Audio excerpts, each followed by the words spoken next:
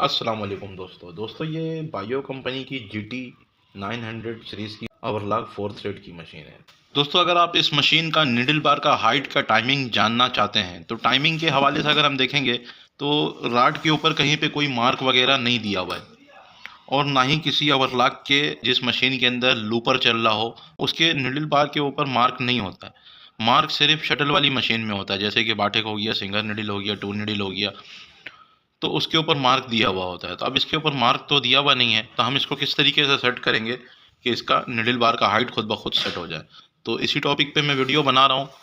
दोस्तों निडल बार का हाइट तभी आउट होता है जब ये हम लूपर चेंज कर लेते हैं। अगर हम कोई लूपर लोकल ब्रांड का लूपर इसके अंदर लगा देते हैं तो होता ये है कि या तो ये जो निडल प्लेट का मक्खी बना हुआ है, इस मक्खी के अंदर या तो ये टकरने लगता है या तो ये बहुत ज़्यादा नीचे हो जाता है। तो आपने ये चीज़ लाजमी देखना है कि ये अगर 3-4-5 नीचे हो गया है लूपर लगने के बाद, तो यहाँ से एडजस्टमेंट होता है। इसको तकरीबन 2 नीचे रख के, प्लेट से मक्खी से 2 नीचे रख के और हम इस लूपर को टाइट कर देंगे।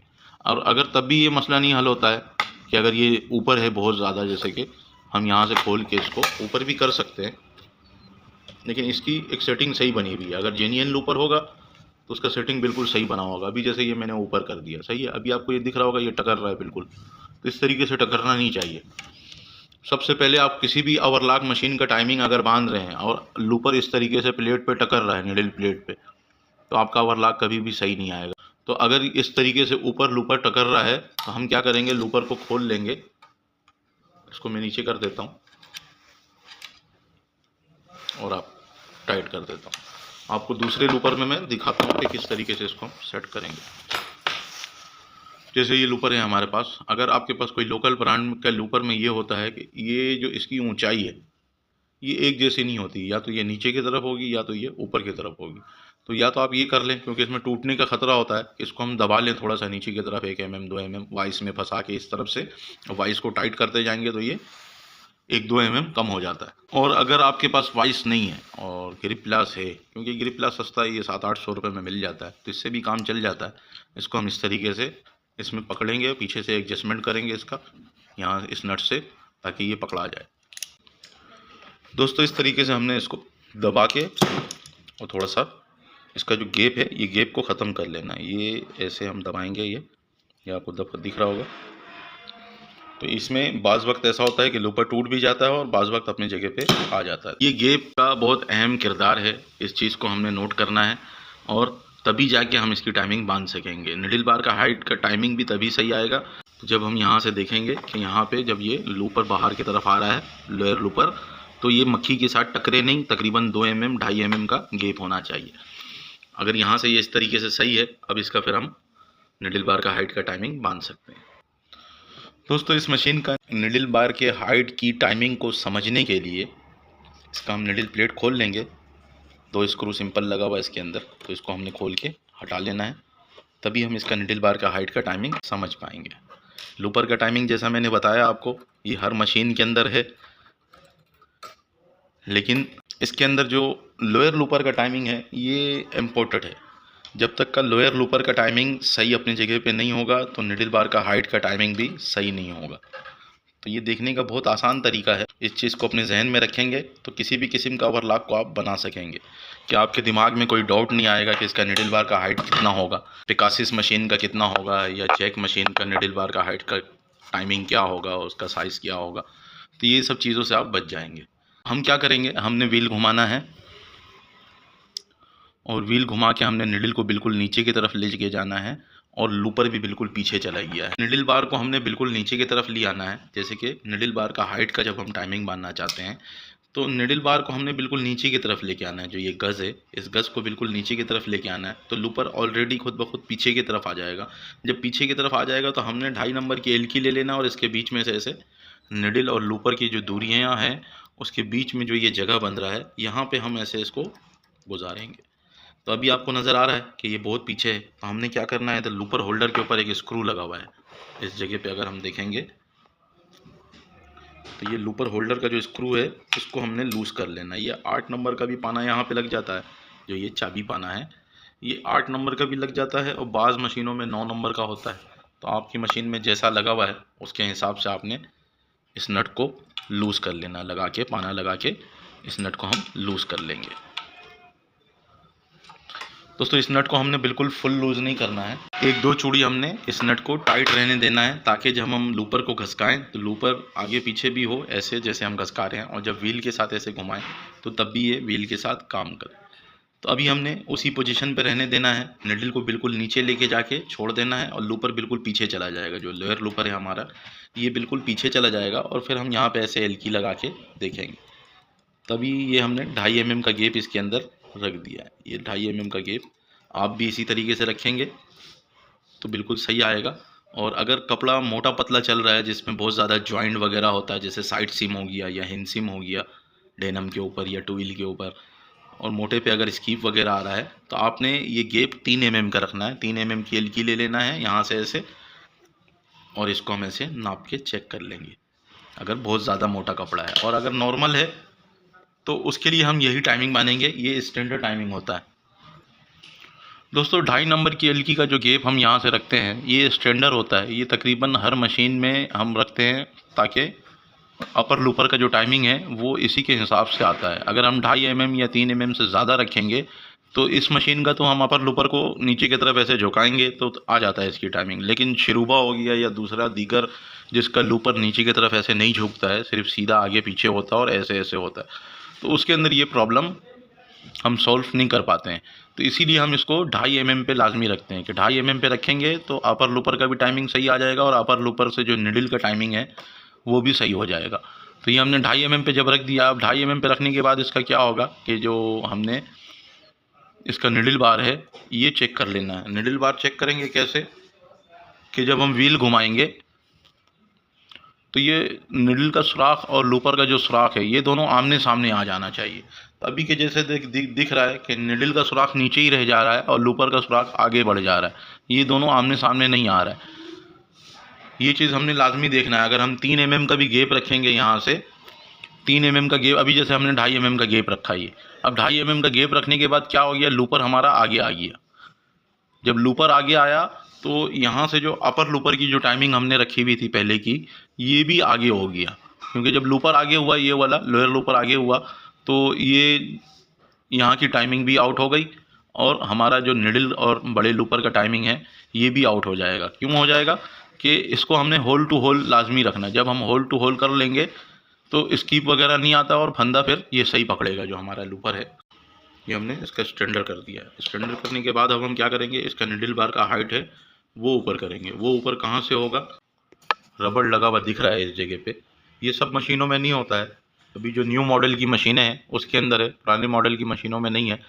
पुराने मॉडल की मशीनों में ये कवर खोल के फिर हम इसका निडल बार का हाइट ऊपर नीचे करते हैं। तो आपको करके दिखाते हैं। दोस्तों कैमरे की आँख के सुराख से अंदर देख नहीं पा रही थी तो हमने ये कवर खोल लिया है, और खोलने के बाद ये 5 नंबर की एलकी का जो स्क्रू है ये दिख रहा है, तो इसको हम खोल लेंगे।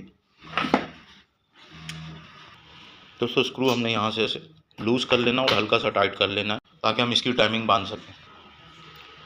दोस्तों अभी हम यहाँ से निडल बार के हाइट को थोड़ा सा ऊपर करेंगे, इधर से ऐसे हल्का हल्का चोट मारेंगे इस नट के ऊपर तो ये ऊपर चला जाएगा। इसका होल टू होल हमने बराबर कर लेना है, क्योंकि हमने लूपर की जो टाइमिंग है वो हमने बांध ली है। इसको पीछे करके 2.5 mm का हमने गैप दे देना है। गैप देने के बाद फिर हमने निडल का होल और लूपर का होल आमने सामने कर लेना। तो अभी जैसा कि ये बिल्कुल आमने सामने दिख रहा है, तो इसी जगह पे हमारा निडल बार के हाइट का टाइमिंग हो गया है। अभी जो हमने यहाँ से स्क्रू लूज़ किया था उसको हम दोबारा टाइट कर लेंगे अच्छी तरीके से। निडल बार का हाइट का टाइमिंग बांधने के बाद इसको हमने टाइट कर लेना है। दोस्तों अभी हम चेक करेंगे तो अभी हमें ये दिख रहा है कि हमारा जो ये अपर लूपर है, क्योंकि निडल और लोअर लूपर की जो हमने टाइमिंग बांधी है तो उससे अपर लूपर का टाइमिंग जो है ये आउट हो गया है। कैसे आउट हो गया ये आपको दिखाते हैं कि अपर लूपर का टाइमिंग अभी नहीं बांधेंगे। अभी हम ये चेक करेंगे कि लोअर लूपर और अपर लूपर ये आपस में टक्कर तो नहीं रहा है या इसके अंदर गैप वगैरह तो नहीं है, ये चीज़ हम देख लेंगे। तो ये बिल्कुल सही है।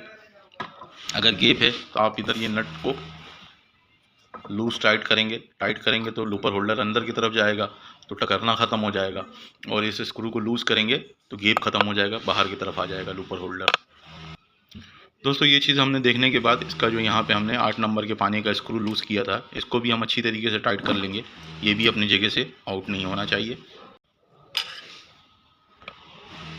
दोस्तों बड़े लूपर का और निडल बार का हाइट का टाइमिंग हमने बांध लिया है। अब हम अपर लूपर का टाइमिंग बांधेंगे। अपर लूपर के टाइमिंग में हमने,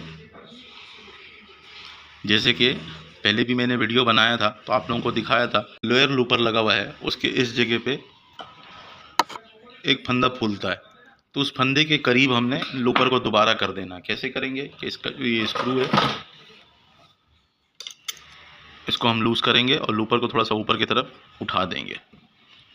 इसी तरीके से जो शिरूबा का लूपर है उसके अंदर हम क्या करते हैं, लूपर को आगे पीछे करके उसमें हम ये चीज़ कर सकते हैं। इस मशीन में हमने इसको ऐसे ऊपर उठाना है ताकि ये जहाँ पे लोअर लूपर का फंदा फूल रहा है उस जगह पे पहुँच जाए। फिर हम ऐसे ही आगे की तरफ लाएंगे और देखेंगे कि ये निडल के साथ कहीं टक्कर तो नहीं रहा है, बिल्कुल बेहतरीन हो गया। इसी तरीके से आपने टाइमिंग बांधना है।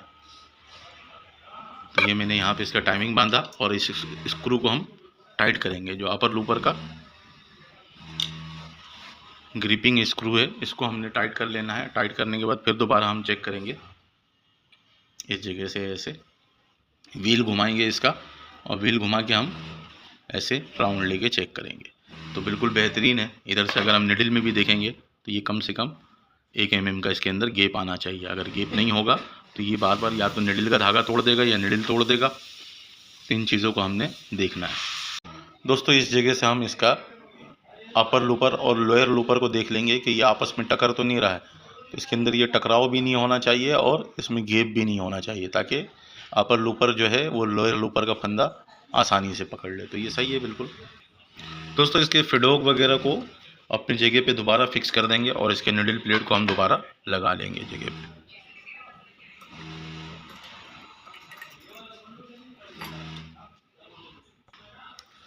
दोस्तों मशीन हमने चलने के लिए बिल्कुल रेडी कर लिया है। इसका पावर को ऑन करेंगे और हम चला लेंगे इसको।